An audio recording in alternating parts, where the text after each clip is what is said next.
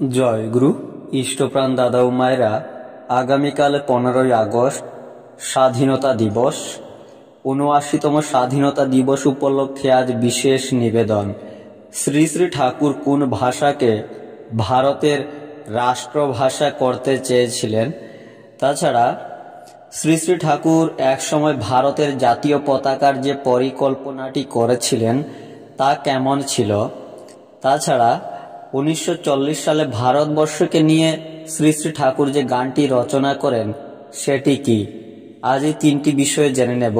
ভিডিওটি লাইক করে শেয়ার করবেন যাতে তথ্যগুলি সবাই জানতে পারেন। এবারে বিস্তারিত। শ্রী শ্রী ঠাকুর সংস্কৃত ভাষাকে ভারতের রাষ্ট্রভাষা করতে চেয়েছিলেন। শ্রী শ্রী ঠাকুর একসময় ভারতের জাতীয় পতাকার যে পরিকল্পনাটি করেছিলেন তা এরকম ছিল।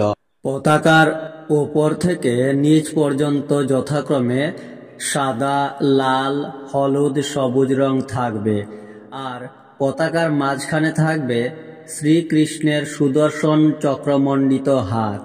সাদা, লাল, হলুদ, সবুজ যথাক্রমে বিপ্র, ক্ষত্রিয়, বৈশ্য, শূদ্র এই 4 বর্ণের প্রতীক।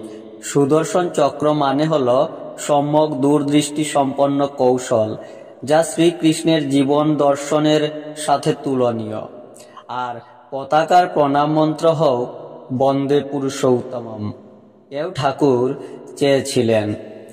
1940 সালে শ্রী শ্রী ঠাকুর ভারতবর্ষকে নিয়ে যে গানটি রচনা করেন সেটি হল আর্য ভারতবর্ষ আমার, জ্ঞান গরিমা গরবিনী।